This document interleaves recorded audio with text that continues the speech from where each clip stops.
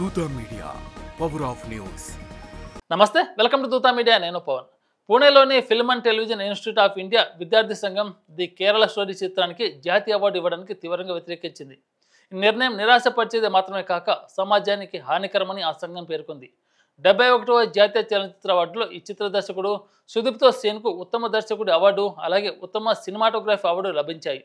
2023లో విడుదలైన ఈ సినిమా కేరళలో మహిళలను బలవంతంగా మత మార్పిడి చేసి ఇస్లామిక్ స్టేట్లో చేర్చినట్టు చూపించే కథాంశంతో వివాదాస్పదమైంది. విద్యార్థి సంఘం ఈ చిత్రాన్ని సినిమాగా కాక రాజకీయ ప్రచారాయుధంగా అభివర్ణించింది. ఇది ముస్లిం సమాజాన్ని అవమానించడం, కేరళ రాష్ట్రాన్ని తప్పుగా చిత్రీకరించడం లక్ష్యంగా చేసిన కల్పిత కథమని ఆరోపించింది.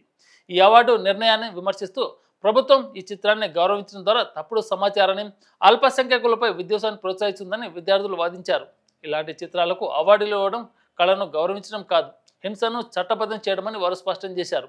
సినిమా ఒక శక్తివంతమైన సాధనమని, దాన్ని రాజకీయ ఉద్దేశాల కోసం ఉపయోగించడం సమాజంలో విభజనను పెంచుతుందని ఆందోళన వ్యక్తం చేశారు.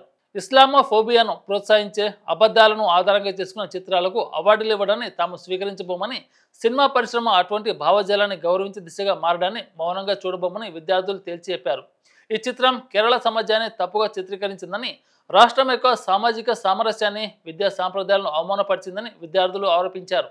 ప్రచారానికి అవార్డులు ఇవ్వడం వల్ల అది సత్యం కాదని, అది కేవలం విభజనను, హింసను రెచ్చగొట్టమేనని వారు హెచ్చరించారు. విద్యార్థి సంఘం అధ్యక్షురాలు గీతాంజలి సాహు, జనరల్ సెక్రటరీ బర్షా దాస్ గుప్తా సంతకాలతో జారీ చేసిన ఈ ప్రకటనలో సినిమా నిజమైన కళగా ఉండాలని, సమాజంలో ఐక్యతను పెంపొందించాలని కోరారు. ఈ అవార్డు నిర్ణయం సినిమా పరిశ్రమలో నీతిని, సమగ్రతను దెబ్బతీస్తుందని, దీన్ని వ్యతిరేకిస్తామని వారు స్పష్టం చేశారు. For more updates please subscribe Dootha media.